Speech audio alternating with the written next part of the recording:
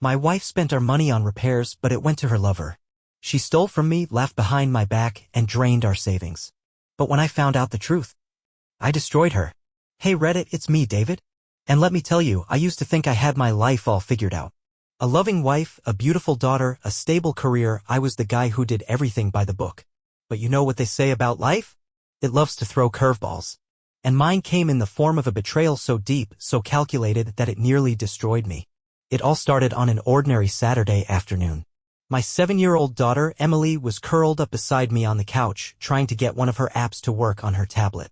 She's a smart kid, but these constant updates and pop-ups always manage to trip her up. I was focused on fixing it when a notification popped up. At first, I thought it was just another one of her game alerts. But then I saw my name. My stomach tightened. I wasn't the type to snoop. I trusted my wife, Sophia, completely. But something about the message made me pause. It was a group chat, Sophia, her sister, and their mother. Another message came through before I could even stop myself from reading further. They were talking about me. Not just talking, mocking. My blood ran cold as I scrolled through their messages. They were laughing about how easy it was to manipulate me, how I never questioned anything, how I was nothing more than a paycheck with a beating heart. My wife, the woman I loved, the woman I thought loved me, was at the center of it all, leading the charge. I kept reading. The conversation stretched back for months. They joked about the money she took from me, the lies she told, the way she played the role of a doting wife while using me like an ATM. I was a fool in their eyes.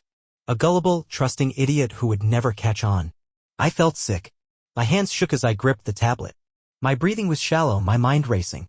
Then I felt a small hand on my arm. "Daddy?" Emily's voice was soft, worried. I forced a smile, though my face felt frozen. "Nothing, sweetheart," I said, my voice thick with something dark and bitter. "Let's get you a snack." She nodded, already distracted, but I wasn't. I was burning. Sophia was still in the kitchen, probably laughing at something on her phone, completely unaware that her world was about to change. I didn't know what I was going to do yet. But one thing was clear, I wasn't going to be their fool anymore. I couldn't sit still. My mind was racing, my pulse pounding in my ears as I tried to process what I had just read. Sophia. Her sister, Olivia. Their mother, Margaret. They had been laughing at me behind my back, treating me like some clueless idiot, using my trust as a weapon against me.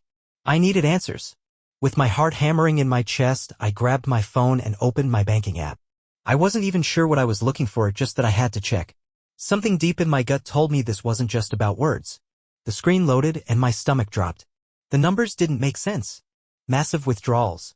Thousands of dollars gone. Transactions I never approved. My breath came in short, sharp bursts as I scrolled through the history. Renovation costs. Contractor fees. Home upgrades. But we hadn't renovated anything. Not in years. I clicked on one of the transactions and my hands turned ice cold. The money wasn't going to any contractor. It was being transferred to a personal account. I checked another. Same thing. Another. Same pattern. My wife, no, Sophia, had been siphoning money from our accounts for years, hiding it under false expenses, moving it to places I didn't recognize. Then, like an idiot, I checked Emily's college fund. My throat tightened. My vision blurred for a second. Nearly empty. The money I had spent years setting aside for our daughter's future gone. I gripped my phone so hard my knuckles turned white. This wasn't just reckless spending. This was fraud. Theft. A carefully orchestrated scheme that had been happening right under my nose. I forced myself to breathe, forced my mind to stay clear. If I let my rage take over now, I'd lose control. I needed proof. I needed to see everything. I grabbed my laptop, pulling up my bank statements, digging deeper. Every transaction was another knife to the gut. Every missing dollar another betrayal. Sophia had played me. For years. And I had let her. I sat there in silence, staring at the undeniable proof that my wife had been robbing me blind. That she had never loved me, only what I could provide. That I had been nothing more than a resource, a financial lifeline she could drain at will. I knew I couldn't confront her yet. Sophia was good at twisting things, at playing innocent. If I went in blind, she'd find a way to make me look crazy. No, I had to be smart. I had to make sure there was no way for her to deny what she had done. So I picked up my phone and called Ryan, my closest friend and a damn good lawyer. He picked up immediately. "Hey man, what's up?" My voice was flat. "I need your help." He could hear the tension in my words. "What happened?" I didn't sugarcoat it. I told him everything. The group chat. The missing money. The stolen future I had planned for Emily. He let out a slow breath. David, listen to me. Don't do anything rash. You need evidence, airtight proof, before you make a move. Otherwise, she'll twist this and you'll be the one left with nothing. I already knew he was right. If you want my advice, Ryan continued, start documenting everything. Take screenshots, print statements, back up anything that could disappear. And do not let her know you're onto her. I clenched my jaw. I won't. That night, after Sophia went to bed, I got to work. I ordered small, discreet security cameras and installed them in the office, the living room, and near the front door, places where she handled bills, made phone calls, and, most importantly, used her laptop. If she was still moving money, I needed to catch her in the act. I went back to the group chat, screenshotting every message where they laughed at me, talked about their plans, mocked me for never questioning anything. I printed my bank statements, highlighting every fraudulent transaction. I wasn't just gathering evidence. I was preparing for war. And over the next few days I would learn something even worse. Because stealing my money wasn't the only thing Sophia had been lying about. 2 days passed. I kept my head down, pretending everything was normal. Sophia went about her daily routine, completely unaware that I was documenting her every move. I watched her. I waited. And then, just when I thought I had uncovered the worst of her betrayal, something happened that made my stomach drop all over again. It was a regular evening. Emily and I were curled up on the couch reading one of her books. Sophia had told me she was running errands, probably another excuse to drain my bank account. I wasn't even thinking about the investigation at that moment when Emily, flipping a page absent-mindedly, said something that made my entire world stop. Mommy's friend from work was here again today. My body tensed. My fingers dug into the couch cushion. I forced my voice to stay steady. What friend, sweetheart? She didn't even look up. The tall one. The man with the ring like yours. A strange numbness spread through me. Ring like mine? My voice came out quieter than I intended. Emily nodded. Yeah, but he takes it off sometimes. Mommy tells him to. I couldn't breathe. Do you know his name? I asked, keeping my tone light. She shrugged. Mommy just calls him babe sometimes. I felt like I was drowning. I had spent the last few days believing the worst thing Sophia had done was steal from me. That she had drained our accounts, mocked me behind my back, used me for financial gain. But this was so much worse. My wife hadn't just been robbing me. She had been bringing another man into my home. Into my life. Into the place where my daughter slept. I swallowed the lump in my throat, forcing a smile. Thanks for telling me, sweetheart. How about we go get some ice cream? Her face lit up and she ran to get her shoes. But I could barely move. I sat there, gripping the couch, my mind racing. I had been preparing to take Sophia down for fraud. But now? Now I needed proof of this. If I confronted her without solid evidence, she'd lie. She'd twist it. She'd gaslight me into thinking I was paranoid. No, not this time. That night, after Emily was in bed, I set up another hidden camera, this time in the hallway near the front door. If this man was coming into my home, I was going to catch him in the act. And I wouldn't have to wait long. 2 days later, while I was at work, I got the notification I had been dreading but expecting. Motion detected. I opened the live feed. There he was. A tall man, dark hair, dressed in a sharp suit. He moved with ease, like he had been here before. Like he belonged here. Then I saw his left hand. A wedding ring. My stomach twisted. He was married too. This wasn't just an affair. This was a man betraying his own family just like Sophia had betrayed me. Then she appeared in the frame. And my world shattered. Her face lit up when she saw him. That smile, the one she hadn't given me in years, was now reserved for him. And before I could even process the full weight of it, she leaned in and kissed him. In my house. My hands tightened into fists. My jaw clenched so hard it hurt. I had seen enough. My wife wasn't just a thief. She was a liar, a fraud, and a cheater. And now I had everything I needed. I wasn't going to confront her. I wasn't going to yell. I was going to destroy her. I didn't sleep that night. I sat in my office, replaying the footage over and over, my hands gripping the desk so hard my knuckles turned white.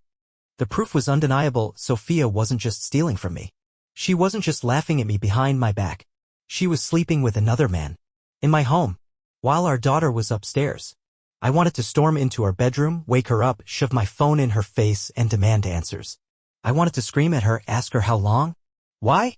Did I mean nothing to you? But I didn't. Because I had spent too long being blind, too long letting her manipulate me. If I was going to take her down, I had to do it right. By morning, I knew exactly what I needed to do.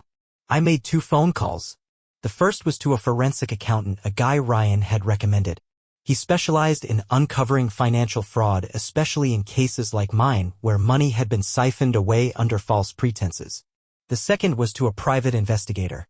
I already had footage of her kissing her so-called friend from work, but I needed more. I needed airtight evidence, the kind that would leave no room for excuses or manipulation. And within days, the truth started unraveling even further. The forensic accountant worked fast, and what he uncovered made my stomach churn. Sophia hadn't just been stealing from me. She had been laundering money, moving it through fake accounts, setting up bogus transactions under names I didn't recognize. And the worst part? This wasn't the first time she had done it. The deeper he dug, the more patterns he found. She had pulled similar schemes before with at least 2 other men before she met me. I wasn't just dealing with a cheating wife. I was dealing with a con artist. Meanwhile, the private investigator was tracking her movements, gathering more evidence of her affair. And the more I learned, the sicker I felt. She wasn't just meeting this man in her home. She was meeting him in hotels. On trips she had paid for with my money. She had been sneaking away for over a year, using every excuse in the book, visiting her mother, running errands, work retreats. Every receipt, every email, every deleted message. The investigator collected it all. And when he handed me the final report, I didn't even need to open it. I already knew exactly what it would say. Sophia had spent years lying to me, stealing from me, humiliating me, playing me for a fool. But now, I had everything I needed. And it was my turn to play the game. I spent the next week pretending everything was normal. Every morning, I kissed Sophia on the cheek as I left for work. Every night, I sat across from her at dinner, nodding along as she told me about her long day. Every time she smiled at me, pretending to be the devoted wife, I had to stop myself from laughing in her face. Because I knew what she really was. A liar. A thief. A cheat. And I knew exactly what she was doing when she wasn't with me. The private investigator had sent me everything, photos, videos, even audio recordings. I saw Sophia pressed up against her lover in dark parking lots, their hands roaming each other's bodies. I saw them meeting in high-end hotel rooms, the timestamps lining up perfectly with the withdrawals she had made from my accounts. She was using my money to pay for their nights together. Every receipt for a luxury suite, every overpriced bottle of champagne, every silk robe she probably slipped off in front of him, it had all come from me. The betrayal should have crushed me. Instead, it fueled me. I kept gathering evidence, waiting for the perfect moment. And then, one night, Sophia slipped. She thought I was asleep. I wasn't. At 11:30 p.m., I heard the soft chime of her phone. Then, the rustle of sheets as she carefully slid out of bed. I kept my breathing steady, my eyes barely open as I watched her tiptoe to the bathroom, phone clutched in her hand. She didn't even close the door all the way. My heart pounded as I slipped out of bed and followed. I moved silently, positioning myself just outside the door, close enough to hear everything. A soft giggle. Then her voice, low, sultry, filled with a desire I hadn't heard in years. "God, I miss you," she purred. I gritted my teeth. She exhaled sharply, and I could picture her biting her lip, her body aching for him. "I can't wait any longer," she whispered. "I need to feel you." My hands curled into fists. I knew what she was doing. She was getting off to the sound of his voice. The same way she used to with me. I could hear the way her breath hitched, the way the rustling fabric of her nightgown grew softer as she touched herself. For him. Not for her husband. Not for the man who had loved her, trusted her, built a life with her. For him. The man she had been sneaking around with behind my back. Heat burned in my chest, my rage barely contained as I listened to her moan his name. The same name I had heard Emily mention days ago. Michael. I had to force myself to stay still. To not storm inside and rip that phone out of her hand. To not drag her back into the bedroom and remind her exactly who she was married to. Because this wasn't just about revenge anymore. This was about justice. She had stolen from me. Lied to me. Humiliated me. And now I was going to destroy her. I stepped back, turned on my heel, and went downstairs. I poured myself a drink, the burn of whiskey doing nothing to cool the fire raging inside me. But I smiled. Because Sophia had just given me the final piece of evidence I needed. And she had no idea that her time was almost up. The next morning, Sophia woke up like nothing had happened. She stretched, yawned, and gave me a lazy smile as she slipped out of bed, her nightgown clinging to her curves. The same body I had once worshipped, the same skin I had traced with my fingertips on countless nights. But now all I saw was him touching her. I saw her gasping beneath him, moaning his name, giving him the parts of herself that she used to give to me. And I felt nothing. She leaned over and kissed my cheek, her lips soft, warm, fake. I'm meeting Olivia for brunch today, she said, already walking toward the bathroom. You'll be okay with Emily for a few hours? I forced a smile. Of course. She beamed, completely oblivious to the fact that I had watched her fall apart for another man just hours ago. That I had heard every filthy, desperate word she whispered into that phone. That I knew everything. And today? Today was the day I set my trap. Sophia left the house at noon, her perfume lingering in the air like a sickening reminder of the woman I once thought she was. I spent the next hour making calls. First, to the private investigator. It's time, I told him. Then to my lawyer. File the paperwork. And finally to Michael's wife. Oh yes. The bastard Sophia had been screwing wasn't just some single playboy. He had a family. A wife. A life that was about to come crumbling down. She picked up on the third ring. Hello? I took a slow breath, then said the words that would change everything. My name is David and your husband is sleeping with my wife. Silence. Then a soft, shaky inhale. What? I kept my voice calm, controlled, deadly. I have proof. Photos. Videos. Bank transactions. Hotel receipts. I'm sending it all to you now. I could hear her breath hitch as her phone dinged with the incoming files. I pictured her hands trembling as she opened them, scrolling through the evidence. And then the gasp. The ragged, gut-wrenching sob. I almost felt sorry for her. Almost. Take him down, I told her. Make him suffer. Because I sure as hell am going to make her suffer.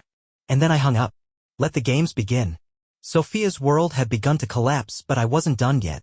She stood there, frozen, gripping the pages of her exposed lies, her face pale, her breath unsteady. I could see her brain scrambling for a way out, a way to twist this in her favor. But there was no escape. Not this time. David, she finally whispered, her voice shaking. Please, let's talk about this. I laughed. A sharp, humorless sound that made her flinch. Talk about what, Sophia? How you drained our accounts. How you let another man fuck you in the same house where our daughter sleeps. She swallowed, her lips trembling. I never meant for it to happen like this. I tilted my head, staring at her, watching her squirm. Like what, exactly? I stepped closer, lowering my voice. Did you think I'd never find out? That I'd just keep handing you money while you spread your legs for him in my bed? Her eyes filled with tears, but I saw no regret. Just panic. The fear of losing everything. Not me. Not Emily. But the security she had so easily taken for granted. I love you, she whispered desperately, reaching for me, but I stepped back. No, you love what I provided. The house. The stability. The endless trust. You don't love me, Sophia. You love control. And now you have none. She let out a choked sob, her hands curling into fists. What do you want from me? I smiled. Slow. Cold. Oh, don't worry. You'll find out soon enough. I turned and walked away, her shattered breaths echoing behind me. I didn't need to yell. I didn't need to hit. I had already won. Because I wasn't going to just leave her. I was going to erase her. The next morning, Sophia woke up to find her worst nightmare had only just begun. She tried to use her credit card, declined. Tried to access her savings, frozen. Every account she had touched, every dollar she had stolen was now locked in legal proceedings. The lawsuit against her was already in motion. She called me, but I didn't answer. She texted. Begged. I sent her one thing in return, the official divorce papers. And a note. You lost. She went to her mother and sister, expecting them to save her. But what she didn't know was that they were drowning too. Because I hadn't just exposed her. I had taken all of them down. Margaret, the mastermind, was now facing fraud investigations.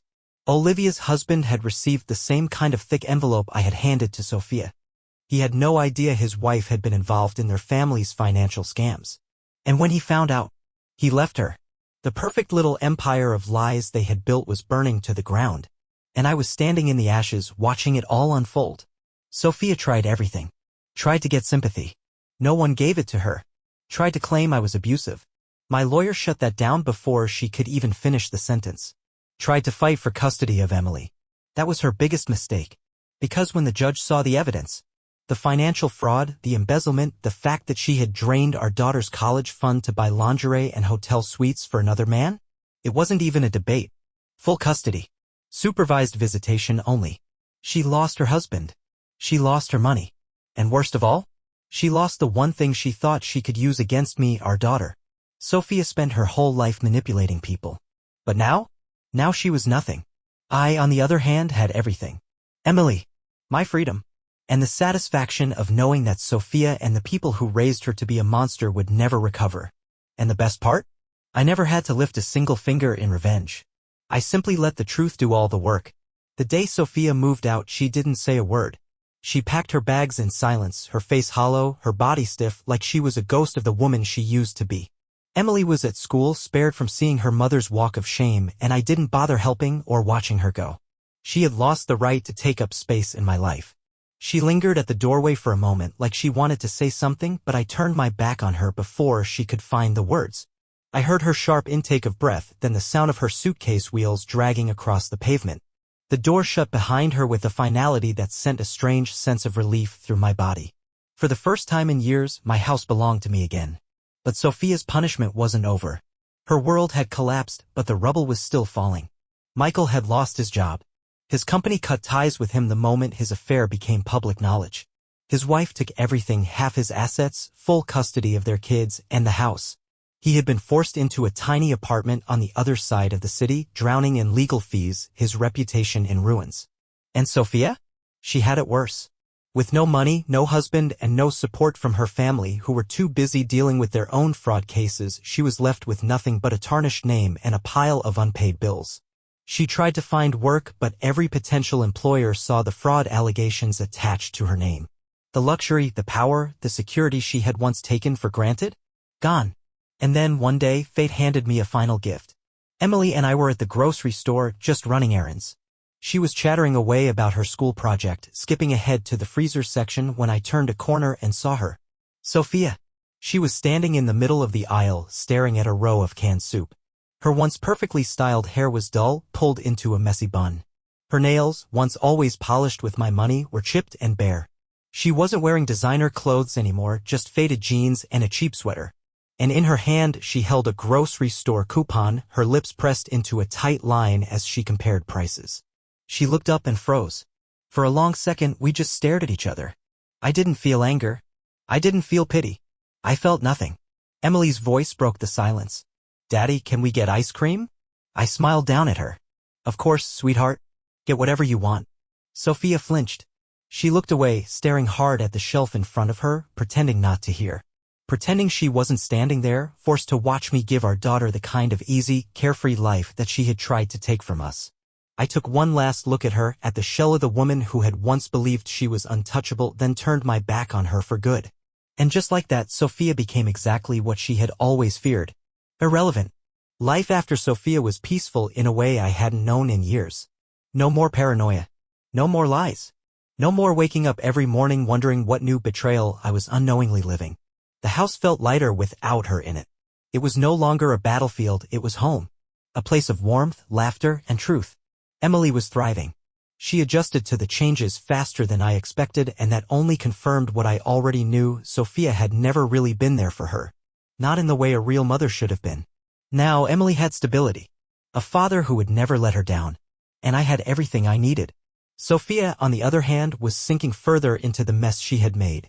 Word had spread fast about what she had done, not just to me but to others before me. The truth about her scams, her manipulation, her financial fraud. She had built her entire life on deception. And now no one wanted anything to do with her. Even the friends who had once laughed with her in that disgusting group chat had disappeared the moment she became a liability. She tried reaching out to me. At first, it was pathetic. Text messages pretending like we could be civil, asking about Emily, as if she hadn't nearly stolen our daughter's future for a few expensive hotel stays. When I ignored her, the messages turned desperate. "Please, David, just talk to me. I made a mistake. I see that now. I miss you. I miss our family." I never responded, because I knew the truth. She didn't miss me. She missed what I had given her. The security, the comfort, the financial stability she had never deserved. And when she realized I wasn't going to give her another chance, she snapped. One night, I was getting Emily ready for bed when my phone started buzzing nonstop. I glanced at the screen. Sophia, calling over and over again. Then, a voicemail. I hesitated before pressing play. The moment I heard her voice, I knew she was drunk. "David, you son of a bitch," she slurred, her voice shaking with rage. "You think you're so fucking smart? don't you? You think you won. A bitter laugh. You'll regret this. You'll regret turning your back on me. I stared at my phone, my jaw tightening. It wasn't sadness. It wasn't regret. It was pure hatred. She wasn't sorry. She wasn't broken. She was angry that I had stripped her of the power she thought she had over me. I deleted the voicemail and blocked her number. Because Sophia didn't realize something. She was already forgotten. Months passed. My life moved forward while Sophia's remained in ruins. The divorce was finalized, and with it came the last, official tie between us. Full custody was granted to me, her visitation rights strictly limited. The court saw her for what she was. A liar, a manipulator, a fraud. She had tried to fight, of course. Thrown every last trick in the book at me. Claimed I was turning Emily against her. Claimed she had made honest mistakes, and that she had changed. But the evidence was airtight. My lawyer, my private investigator, the financial audit, it was all lined up against her, and when it was all laid out in court, she had nothing. When the judge ruled in my favor, I didn't feel relief. I didn't feel victory. I just felt done. The final nail in her coffin came not from me, but from the legal system itself. Because while I was willing to walk away, the government wasn't. The fraud charges against her and her family had real consequences. The IRS dug deeper than I ever could, and once they realized just how much money had been funneled into fake accounts, how many taxes had been avoided, how many lies had been told, they didn't just fine her. They bled her dry. Her mother, Margaret, had her assets frozen. Olivia lost everything in her divorce. And Sophia? She was forced to sell what little she had left just to survive. But the most poetic part? Her little lover boy, Michael, the man she had thrown our marriage away for, he never stood by her. The moment his life went up in flames, he ran. Left her with nothing. She had destroyed our family for a man who didn't even want her once she wasn't a secret anymore. And now she was alone. One evening, as I sat outside watching Emily play in the yard, I realized something. For so long, I had been consumed by Sophia's betrayal, by my rage, my need for justice. But now, I just didn't care anymore. She was gone from my life, her memory fading a little more each day. And I was free. Emily ran up to me, grinning, out of breath from playing. "Daddy, can we go get ice cream?" I smiled, standing up and ruffling her hair. "Of course, sweetheart." And as we walked to the car, I felt it. Something I hadn't felt in a long, long time. Peace.